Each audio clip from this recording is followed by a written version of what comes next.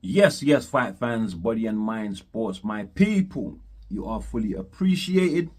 In this round, my guys, my people, we are going to start with Frank Warren's interview with Seconds Out, where he doubled down on his position that Tyson Fury may, well, he says, will not be returning to the sport of boxing out of his retirement, my guys, my people. And he does his his very best to, of course, defend Fury's retirement, trying to put him in a better light. So he just glistens a little better in our minds, my guys, my people. But you know, let's look at some of the excuses he made for Fury on his behalf. Well, he says that Fury does not need to return to boxing because he has done so much for the sport, become a unified champion by beating the lineal champion in Vladimir Klitschko, then gone out of the sport,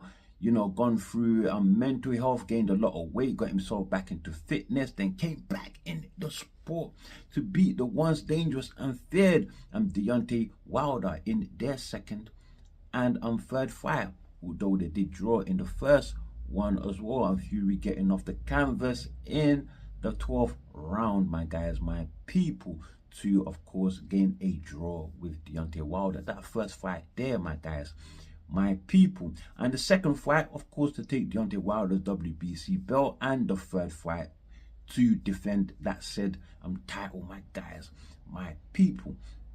And Frank Warren also goes on to say that Fury, well, through his trials and tribulations that he has gone through, mental health, and suffering from bipolar and whatnot, has managed to inspire so many people in different backgrounds, with different backgrounds, my guys, my people, in the world, my guys. And yeah, so he has offered a lot to people through boxing, my guys, my people. And also goes on to add that Fury versus Deontay Wilder was the highest grossing heavyweight championship fight in Las Vegas, my guys, my people. And I'm not disputing any of this, but the thing is that he's saying everything nice, packaging Tyson Fury's retirement for him, when the rest of us, we are very clear in what we think. We know he's not retiring because of any of those reasons, lovely reasons that Frank Warren has given, but he's retired simply because, right, he lost to Usyk, not once but twice, a fighter he never dreamt that he would lose to. Because he himself said that if he was to go on to beat Usyk, he would give him a trilogy fight, seeing that that would make them on a level playing field, since Usyk had beaten him in one fight already previously, my guys, my people. So would be worthy of a trilogy, my guys. And was Fury not the man that said he would retire when he is 40 years old, 40 years old, and before that time comes, still has 8 to 10 more fights in him, my guys, my people. I'm not making this stuff up, my guys. Fury actually said these things, my guys, my people. Go online, the receipts are there, my guys, my people. Well, anyway, having said all of this, my guys, I guess the bottom line is that Fury and Anthony Joshua is not happening, my guys, according to what Frank Warren has said about Fury's retirement. So we might as well check that and put it into our minds, my guys, my people. No Anthony Joshua versus Fury. Although you can never trust what Fury says. He has claimed retirement 4 times now already. 4 times, and come back. And come back, my guys, my people. But Turkey allows Sheikh if no Fury and AJ. Well, he wants Deontay Wilder and AJ. Um, Frank Warren himself has said it's possibly time for AJ to retire as well, and of course, Deontay Wilder, for very much the same reasons that he has given for why Fury has retired, my guys, my people, or reasons he has given to qualify Fury's retirement, my guys, my people. But check this, Dan Raphael, he thinks sorry my guys, Deontay Wilder and Anthony Joshua, he's just he thinks yeah, he's not really interested in that. He thinks it's a pile of bollocks, my guys, my people. But check this, my guys. Frank Warren, though, he says, although he wouldn't mind seeing them retire, he would actually watch that fight, my guys. After all, boxing is his game. Boxing is his game, my guys, my people. Well, and I want that fight. I think that would be a great fight, my guys, my people. We fans have wanted that fight for a long time, and it's still not too late because both fighters are still on a level playing field. I'm judging by their very poor performances lately. Yeah, but you know, according to Frank Warren, if no Wilder or Fury, then he wouldn't mind matching Joshua up with the likes of Wardley or Coley and Moses Itauma. So they're looking at Joshua now as a journeyman to bring up and coming fighters. Terrible. I mean, Joshua ain't Joshua the ones before the very top of the heavyweight fighter. They're disrespecting Anthony Joshua hugely right now, Frank Warren. So Itauma, who's only been in pro boxing for 2 years, Joshua is now his stepping stone. Joshua that can still fill up Wembley Stadium. Boom, wham, wham, wham, wham. Is now a stepping stone. A stepping stone for Okoli, who just entered the heavyweight division. Now tell me something. Joshua is still a good fighter if he can get past his you know, his how can I call it, his psychological state right now. If he can get through that, I think that's all it is. Psychological, bad psychological state that he is in. And Wardley, who just came up the heavyweight division after beating another average heavyweight in Clark. What, just because he turned Clark's head from front to back, turned his jaw from front to back.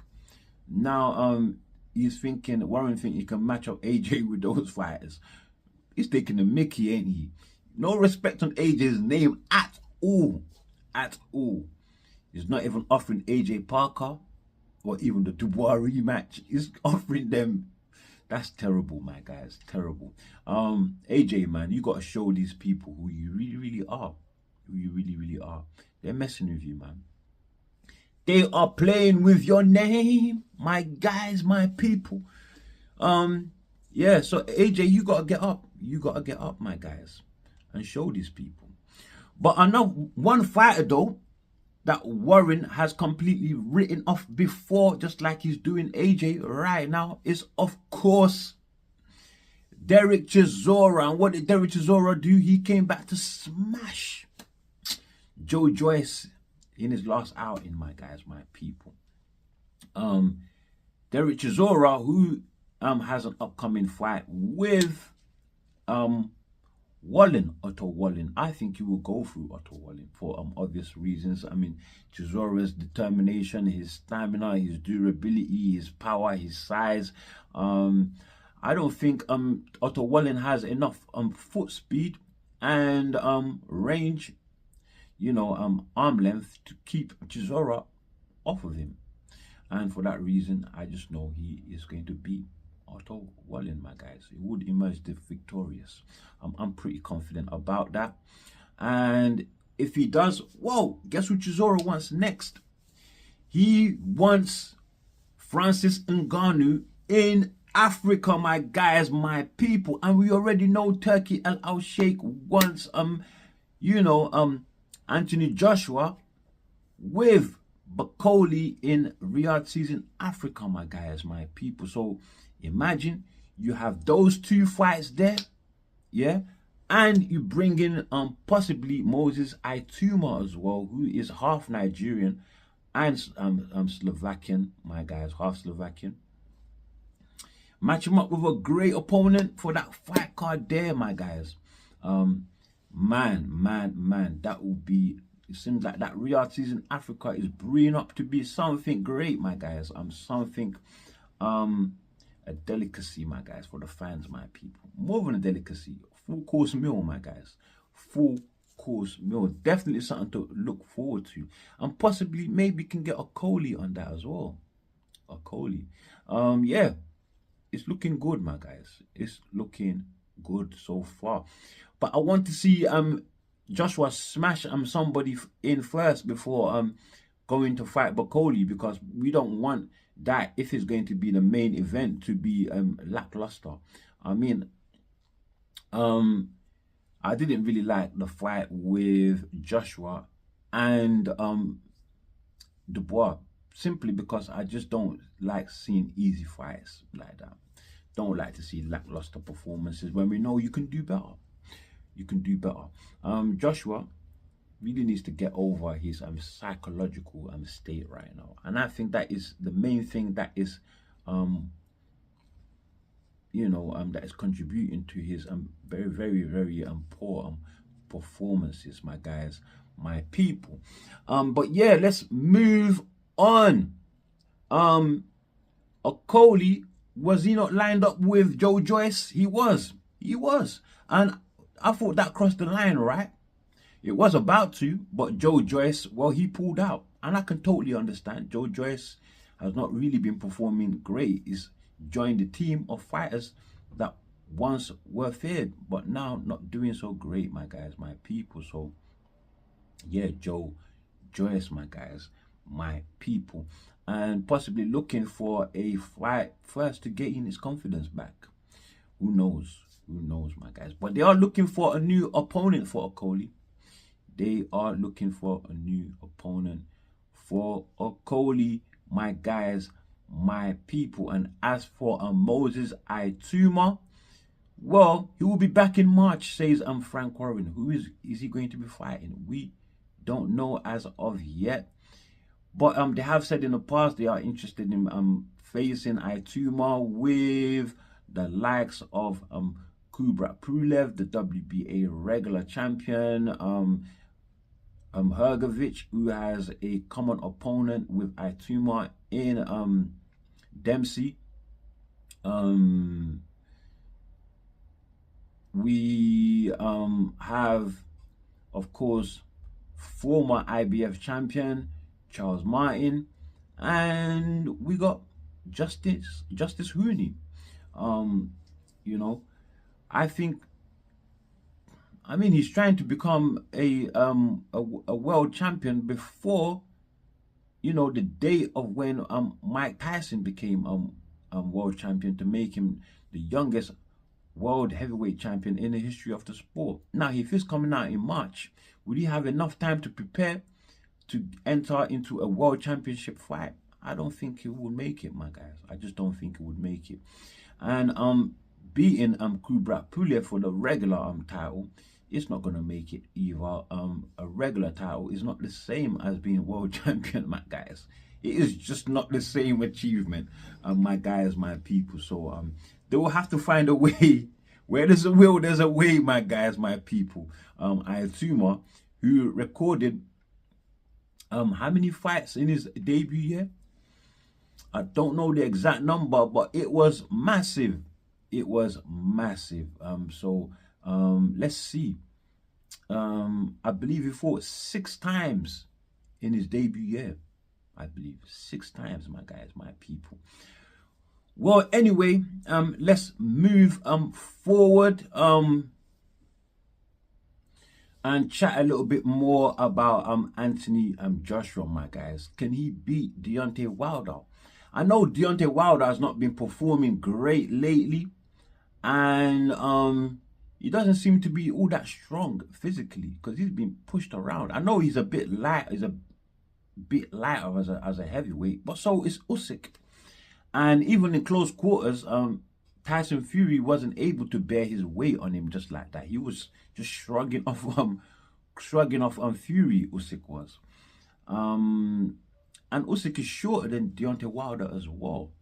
Although he is a little bit more sturdier in the legs, he's got thicker legs. He's more thicker set. You know what I'm saying? So, yeah.